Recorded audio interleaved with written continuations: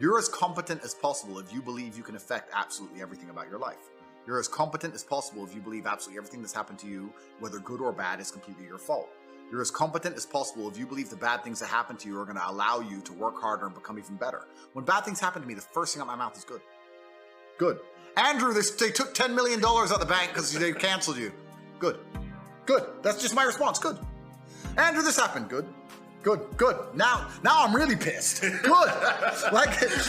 This mindset I've constructed allows me to be as fearsome a competitor as possible. It allows me to be a feared opponent in any realm of human endeavor, and that's the point of a mindset. Why would you have a mental model or a mentality that made you anything less? In the ultra competitive world that we've just discussing that everybody wants the things you have, why would you absorb information or construct a mental model that doesn't allow you to be as competitive as possible? I am a feared competitor in anything I do. Anyone who's up against me at anything is going to feel a degree of nervousness just because it's me. It doesn't matter what it is. If you say, look, you're going to go learn how to play piano and you're going to play against someone else who's never played piano and you're going to learn, and that guy's Andrew Tate, you're going to be like, oh, for fuck's sake. I can't even play piano. But part of them is going to be like, oh, not Tate. Even though I have no piano experience, because they just know me. They know my mindset. They know my determination. They know I'm stubborn. They know I don't quit. They know I'm going to win. That's just who I am. So I've constructed a mental model that allows me to be competent and to always succeed. And that's how I've come to the conclusions I've come to. And I truly, once again, don't understand how people go through the world with any other mental model.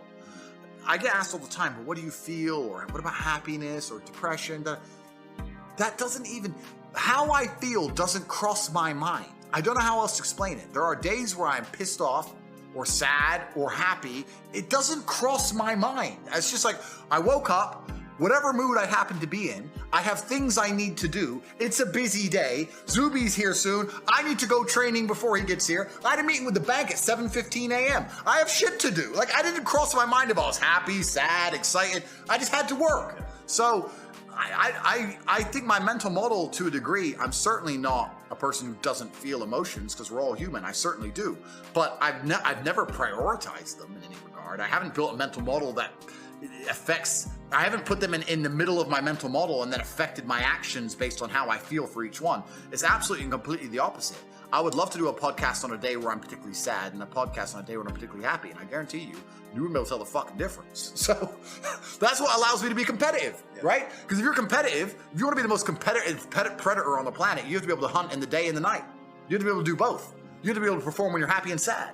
You can't only be able to perform when you're happy. You can't only go to the gym when you're motivated. You can't only be a competent person when your life's going well, because when your life's not going well, you're no longer competent. Then you're going to lose to people like me. And it's player versus player. If you're the kind of person who can only do well when you're happy and you're competing against someone like me who can do well all the fucking time, guess what? You lose. So my mental model, the answer is most of my opinions are just based around constructing a mental model that allows me to be brutally competitive. It's why I say depression isn't real. I've argued this point endlessly, and I try and explain to people, but they're not smart enough to understand that I don't care if I'm wrong. I don't care. I am more competitive as an individual if I don't believe I can become depressed. So I don't give a fuck if I'm right or wrong, because no matter what bad happens to me in my life, even if, heaven forbid, the worst things on earth that could happen to me, I could never become clinically depressed, because I would never self-diagnose myself as clinically depressed, because I don't believe in it.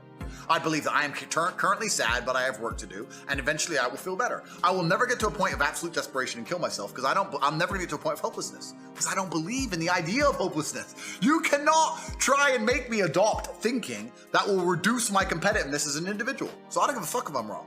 I don't believe in it. That's it. End of story.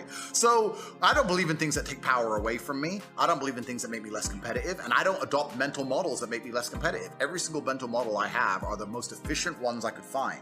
To the mental model I found that if I adopt, I become a more fearsome predator. That's it. So this is how I've come to all of my conclusions as an individual.